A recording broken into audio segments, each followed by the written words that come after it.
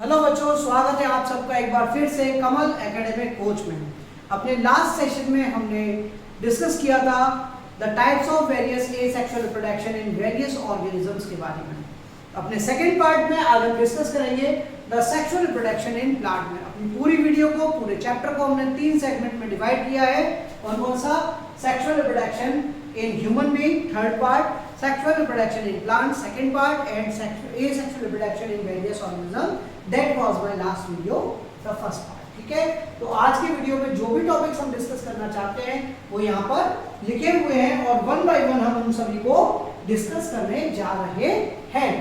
उससे पहले मैं कहूँगा कि जिन भी बच्चों ने इस वीडियो को लाइक नहीं किया है, जिस चैनल को सब्सक्राइब नहीं किया है, वो ज़्यादा से ज़्यादा चैनल को लाइक करें, शेयर करें, सब्सक्राइब करें और ज़्यादा से ज़्यादा दोस्तों तक इसको पहुँचाएं। चलिए आते हैं वीडियो में। The point is types of flowers. तो एक बात याद रखें, on the basis of reproductive organs present in a flower, the flowers can be of 2 types. Number 1, unisexual flowers. Unisexual flower कौन से होते हैं? ऐसे फ्लावर जिनमें mail and female reproductive parts lies in different plant bodies. Different flowers में mail and female जो reproductive parts होते हैं जब वो लाई करते हैं तो ऐसे फ्लावर्स को हम यूनिसेक्सुअल फ्लावर्स कहते हैं।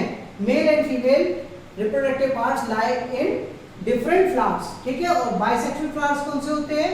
ऐसे फ्लावर जिनमें mail and female reproductive part दोनों एक ही फ्लावर में पाए जाते हैं, ठीक है। ऐसे फ्लावर्स को हम कहते हैं बाइसेक्सुअल फ्लावर्स, ठीक है। उसके बाद सेकंड पार्ट जो है that is the parts of a flower या flowering parts of a plant. ये मोस्ट इंपॉर्टेंट पार्ट होता है, यहाँ से कुछ ना कुछ एग्जाम में जरूर पूछा जाता है। तो एक रफ डायग्राम के थ्रू मैं आपको बताऊंगा, देखिए कैसे होता है। This is known as receptacle. Receptacle क्या होता है? Receptacle is the basal part of a flower जिसमें सारे के सारे फ्लावरिंग पार्ट जो होते हैं वो एग्जिस्ट करते हैं, दे लाई ऑन द रिसेप्टिकल, ठीक है।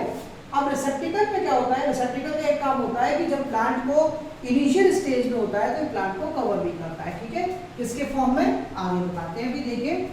इसके बाद क्या होता है? The next role is of green leaf like structure, we call them sepals. क्या कहते हैं इन्हें? सेपल्स कहते हैं। सेपल्स ही क्या करते हैं? प्लांट को, फ्लावर को उसके इनिशियल स्टेज में कवर करके रखते हैं। वे क्या होते हैं? सेपल्स कहलाते हैं। These are the green leaf like structure which are responsible for the process of photosynthesis as well as they help to protect the flower in its initial stage, ठीक है। क्या नाम बताया मैंने इनका? सेपल। अगर सारे सेपल्स को हम कलेक्टिवली कहें तो हम इनको क्या कहते हैं? कैलिक्स कहते हैं, ठीक है। इसके बाद क्या होता है? The next role is of the the coloured leaf like structures called petals. क्या कहते हैं? पेटल्स कहते हैं। डायग्राम थोड़ा सा क्रांतिकारी है, समझ लीजिएगा।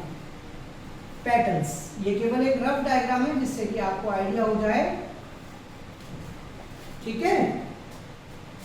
पेटल्स का क्या काम होता है? These are the coloured leaf like structure which are used to attract the insect and the birds for the process of pollination, ठीक है। अच्छा, ये कैसे होते हैं? कलर्ड होते हैं, अट्रैक्टिव कलर्स के होते हैं। उसके बाद क्या होता है?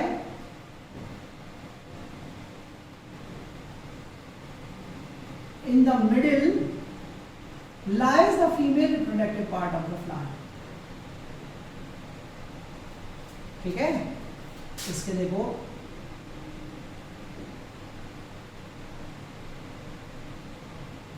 This is female reproductive part of the plant. मैं इसको अलग से ड्रॉ करके भी बताऊंगा। फिलहाल मैं क्योंकि फ्लावरिंग पार्ट बना रहा हूं तो इसलिए सारे फ्लावरिंग पार्ट को एक जगह पर हमने कलेक्ट कर लिया। This is the male reproductive part of the plant,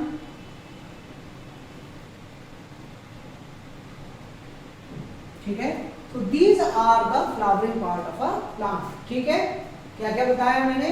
सबसे पहले मैंने बताया था रिसेप्टिकल। रिसेप्टिकल का क्या काम होता है? It bears all the flowering parts on itself, ठीक है। सेपल्स, सेपल्स का क्या काम होता है? Sepal are the green like green leaf like structure which are responsible for the process of photosynthesis as well as they protect the flower in its initial stage. ठीक है, तीसरा रोल होता है किसका, पेटल्स का. पेटल्स क्या होते हैं, the coloured leaf like structure which have attractive colours.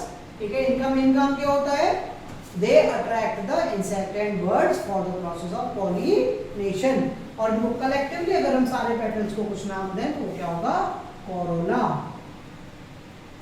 ठीक है, उसके बाद क्या होते हैं, mail and female reproductive part होते हैं. तो अगर मैं मेल रिप्रोडक्टिव पार्ट की बात करूं तो क्या होता है, this is filament and this is anther. ठीक है, मेल रिप्रोडक्टिव पार्ट को हम क्या कहते हैं, स्टैमेन कहते हैं. ठीक है, स्टैमेन कहते हैं. एंथर्स के अंदर क्या होता है, पॉलन ग्रेन्स होते हैं.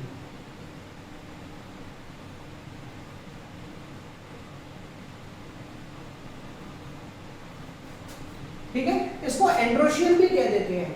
ठीक है, filament and anther are the male reproductive part of a flower. ठीक है, anther consist of the pollen grains. pollen grains क्या करते हैं, they help to produce the male gametes. तो ये याद रखेंगे पूरा स्ट्रक्चर. ठीक है, उसके बाद मैं आपको फीमेल रिप्रोडक्टिव पार्ट भी यही बना के बता देता हूं.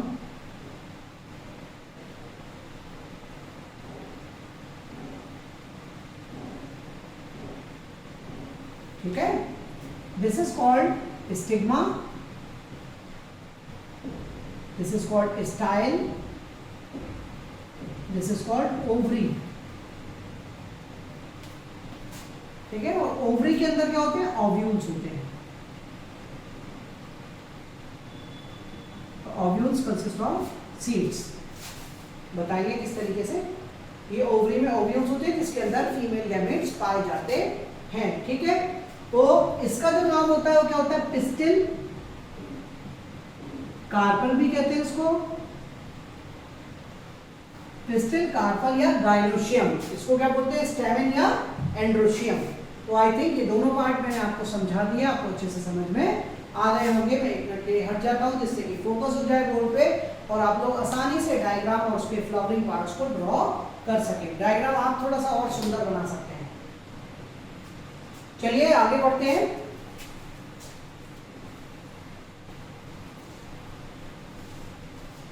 The third part is pollination. देखो पॉलिनेशन क्या होता है, जब पॉलन ग्रेन्स मैच्योर हो जाते हैं तो वो एक फ्लावर से निकलकर दूसरे फ्लावर पर पहुंचते हैं. इस प्रोसेस को ही पॉलिनेशन कहते हैं. तो अगर मैं इसको एक्सप्लेन करूं, डिफाइन करूं तो कह सकते हैं, transfer of pollen grain from anther of one flower to stigma is known as pollination. क्या, transfer of pollen grain from anther to stigma is called pollination. pollination दो टाइप का होता है, self pollination and number 2 cross pollination. Self pollination and cross pollination. Definition याद करना बहुत important है. pollination मैंने क्या बताया, transfer of pollen grains from anther to stigma. ठीक है, तो जब सेल्फ पॉलिनेशन की बात करेंगे तो क्या कहेंगे, transfer of pollen grains from anther of flower to the stigma of same flower. Same flower के एंथर से निकलकर स्टिग्मा तक पॉलन ग्रेन्स के जाने की प्रोसेस को क्या कहते हैं, सेल्फ पॉलिनेशन कहते हैं. इसके कुछ एडवांटेजेस भी हैं, कुछ डिसएडवांटेजेस भी हैं, वो अभी मैं डिस्कस करूंगा. दूसरा होता है क्रॉस पॉलिनेशन. क्रॉस पॉलिनेशन क्या होता है, transfer of pollen grains from anther of one flower to stigma of another flower lying on a same plant और ऑन अ डिफरेंट प्लांट. क्या, पॉलन ग्रेन्स एंथर से निकलकर स्टिग्मा तक पहुंचते हैं, लेकिन कौन से फ्लावर के, किसी डिफरेंट फ्लावर के, चाहे वो अपने सेम प्लांट पर लगा हुआ हो या किसी और प्लांट पर लगा हो, नियर बाय प्लांट. ठीक है, तो transfer of pollen grain from anther to stigma of a same flower is called self pollination. Transfer of pollen grain from anther to stigma of a flower lying on a same plant or on a different plant is called cross pollination. Exam में question आता है भाई which is better, तो आप याद रखेंगे cross pollination is better. ठीक है, या फिर क्वेश्चन आता है give 2 merits and demerits of self pollination या क्रॉस पॉलिनेशन। तो पहले हम बात करेंगे मेरिट्स एंड डीमेरिट्स की कि भाई सेल्फ पॉलिनेशन के मेरिट्स क्या हैं।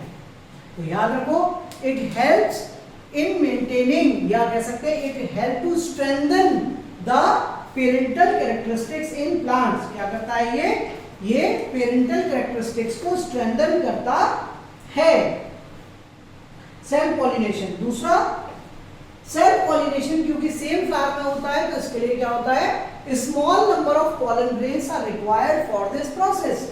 थोड़े से पॉलन ग्रेन में ही सेल्फ पॉलिनेशन हो जाता है। तीसरी बात, wastage of pollen grain does not take place, इसमें वेस्टेज नहीं होती। ठीक है, जो इसके एडवांटेजेस है वो इसके डिसएडवांटेजेस होते हैं। क्या, it does not strengthen the parental characteristics of the plant. दूसरा, large number of pollen grains are required for this process. और तीसरा क्या होता है, wastage of pollen grains take place. एक चीज और होती है सेल्फ पॉलिनेशन में, सेल्फ पॉलिनेशन पे कोई डिपेंडेंसी नहीं होती किसी एजेंसी के लिए, means there is no dependency on some agency, on some pollinating agency for the process. तो इसके मेरिट और इसके डीमेरिट एक होते हैं। क्या, सेल्फ पॉलिनेशन हेल्प करता है to strengthen the parental characteristics. दूसरा, less number of pollen grains are required for the process.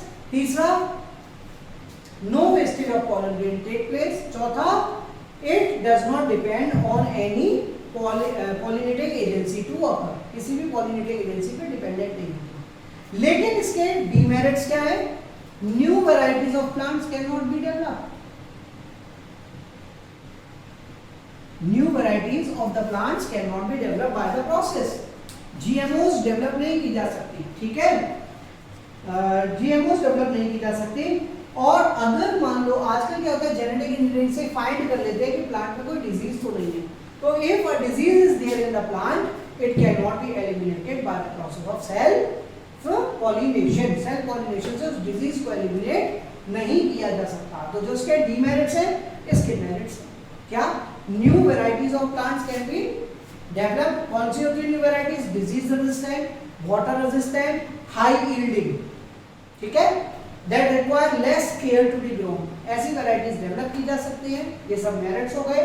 ठीक है, और डीमेरिट्स क्या हो गए, dependency of some pollinating agency, wastage of pollen grain, required large number of pollen grains, and पहला, it does not strengthen the parental characteristic. तो यहाँ से पूछा जाता है विच इज बेटर, तो हमेशा याद रखेंगे cross pollination is better than self pollination. क्यों होता है, सेल्फ पॉलिनेशन से अच्छा क्यों होता है, क्योंकि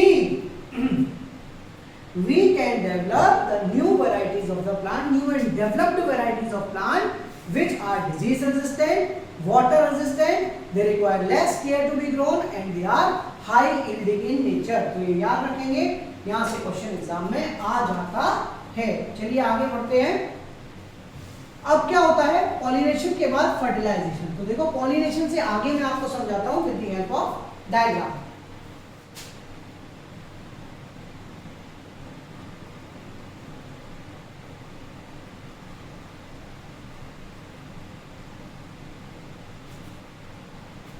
देखो पॉलिनेशन के बाद क्या होता है, पॉलन ग्रेन्स यहां पर पहुंच जाते हैं।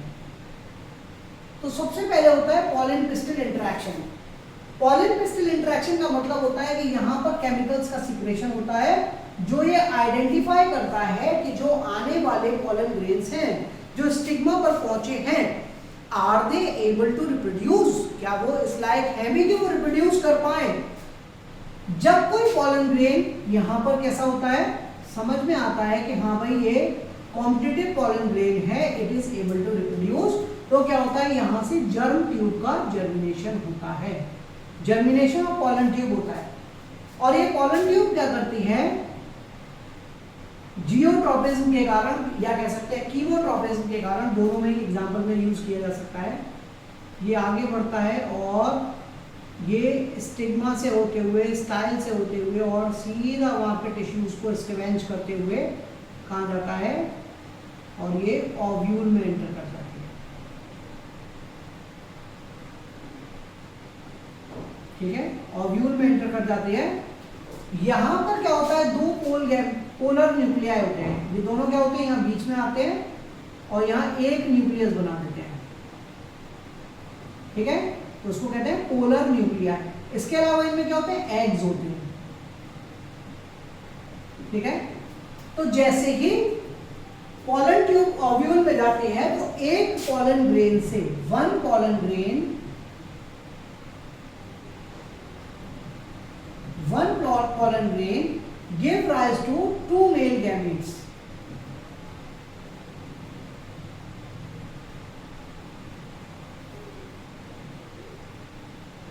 One pollen grain germinates to give two male gametes. दो male gametes देता है, ठीक है। एक male gamete फ्यूज करता है किससे, फीमेल गैमेट्स में, sorry, one male gamete fuses with a female gamete to form zygote. Zygote develops into a new individual. जबकि another male gamete fuses with a two polar nuclei. Two polar nuclei क्या बनाता है, ये बनाता है triploid endosperm. Triploid endosperm,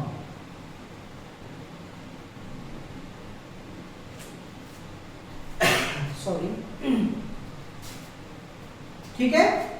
इसको क्या कहते हैं, ट्रिप्लॉइड एंडोस्पर्म। देखो यहां पर दो तरीके का फ्यूजन हुआ, एक मेल गैमेट फ्यूज हुआ किससे, फीमेल गैमेट से, और क्या बनाया इसने, क्या बनाया, जाइगोट बनाया। इस पूरे प्रोसेस को हम कहते हैं सिनगेमी। क्या कहते हैं, सिनगेमी। सिन मतलब होता है फ्यूजन, गैमी मतलब गैमेट्स का। और एक होता है यहां पर जिसमें एक मेल गैमेट फ्यूज करता है टू पोलर न्यूक्लियाई से। इस प्रोसेस को कहते हैं ट्रिपल फ्यूजन। क्या कहते हैं, ट्रिपल फ्यूजन। और ट्रिपल फ्यूजन के बाद क्या बनता है, ट्रिप्लॉइड एंडोस्पर्म। एक होता है हैप्लॉइड मतलब सिंगल सेल, एक होता है डिप्लॉइड मतलब डबल सेल। और यहाँ पर देखो तीन सेल हो गई, एक मेल गैमेट और दो पोलर न्यूक्लियर, तो क्या हो गया, ट्रिपल फ्यूजन। और उसको क्या बोला, ट्रिप्लॉइड एंडोस्पर्म इससे बनता है। अब दोनों के फंक्शन मैंने बताया। जाइगोट क्या करता है, zygote develops into new individual. Embryo, zygote से एम्ब्रियो बनता है और एम्ब्रियो से क्या बनता है, इंडिविजुअल बनता है। जबकि ट्रिप्लॉइड एंडोस्पर्म क्या करता है, triploid endosperm serve as the food. क्या करता है, फूड की तरह बिहेव करता है। Triploid endosperm serves as a food for the development of embryo. Embryo के डेवलपमेंट में फूड की तरह पर ये काम करता है, ठीक है। तो यहां पर आपने देखा दो तरीके का फ्यूजन हुआ, एक हुआ सिनगेमी और एक हुआ ट्रिपल फ्यूजन। कलेक्टिवली अगर मैं बोलूं इनको, then it is known as double fertilisation. क्या कहते हैं इसे, डबल फर्टिलाइजेशन। कभी कभी एग्जाम में पूछ लिया जाता है what do you mean by double fertilisation. तो आप पूरा एक डायग्राम बना दें, क्या कि after reaching to ovule one pollen grain germinates into two male gametes. One male gamete fuses with a female gamete to form a zygote that develops into embryo, which develops into individual. This process is known as syngamy. While another male gamete fuses with a two polar nuclei to result to form triploid endosperm. This process is called triple fusion. Collectively, syngamy and triple fusion are known as double fertilisation. समझ में आया आपको? तो यहां तक मैंने आपको pollination के टाइप भी बता दिए, फर्टिलाइजेशन भी बता दिया। फर्टिलाइजेशन मतलब क्या होता है, fusion of male and female gamete to form a zygote is called fertilisation, ठीक है। डबल फर्टिलाइजेशन भी मैंने आपको बता दिया। अगला पॉइंट आता है पोस्ट फर्टिलाइजेशन चेंजेस। तो जल्दी से इसको एक बार देख लीजिए, फिर मैं इसको यहाँ से रब करता हूँ जिससे कि आप आगे भी बढ़ सके। जल्दी से आप देख लीजिए, 1 मिनट का टाइम देता हूँ मैं आपको। अगर कुछ नहीं दिख रहा है तो मैं उसको दोबारा से फोकस कर देता हूँ, इधर भी थोड़ा सा दिख पाएगा आपको।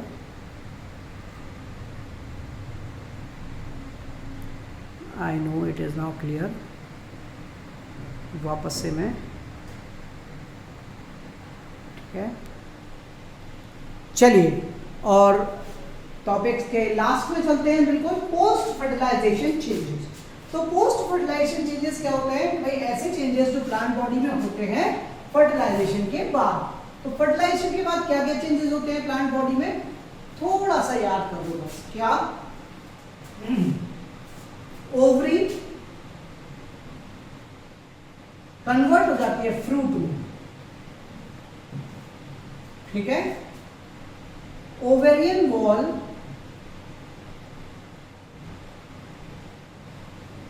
कन्वर्ट हो जाती है फ्रूट वॉल में। ओवेरियन वॉल को पेरिकार्प भी कहते हैं। Ovarian wall develops into fruit wall, ovules develop into seeds, ठीक है। ये तीन चीजें याद कर लो। क्या? Ovary develop into fruit, ovarian wall into fruit wall and ovules develop into seeds, ठीक है। यहाँ पर समझ में आया। इसके अलावा मैंने बताया था एंडोस्पर्म किसमें कन्वर्ट होता है?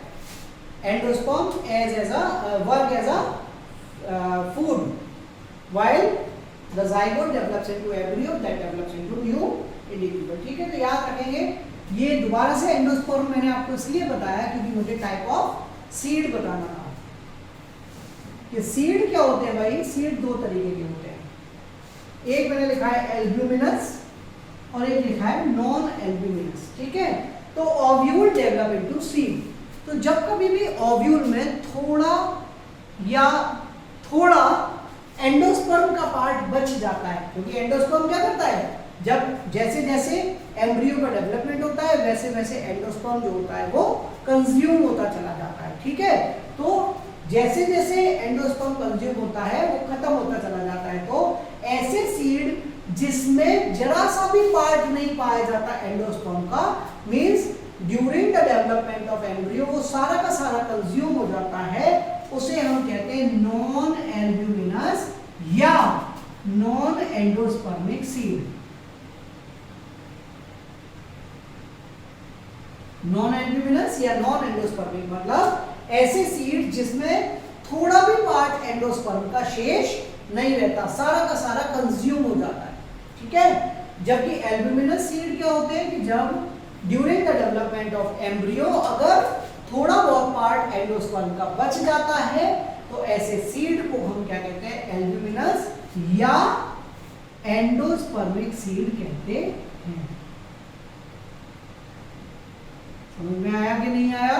तो this is the sexual reproduction of plant that is there in our syllabus. मैं आशा करता हूं कि ये मैं आपको समझा पाया। फिर भी अगर कोई पार्ट आपको ऐसा लगा हो जो समझ में नहीं आया तो आप मुझे उसके लिए लिख सकते हैं, कमेंट बॉक्स में लिख सकते हैं, ठीक है। और मैं कोशिश करूंगा पूरी तरह कि आपके जितने भी डाउट्स हैं मैं उनको दूर कर पाऊँ। थैंक यू सो मच आज की वीडियो के लिए। पूरी देखिएगा, एंड तक देखिएगा, डाउट जो भी हो हमेशा पूछिएगा, मैं आपके लिए बना रहूँगा। आपके अपने Kamal sir, Kamal academic coach में। Thank you so much, bye bye.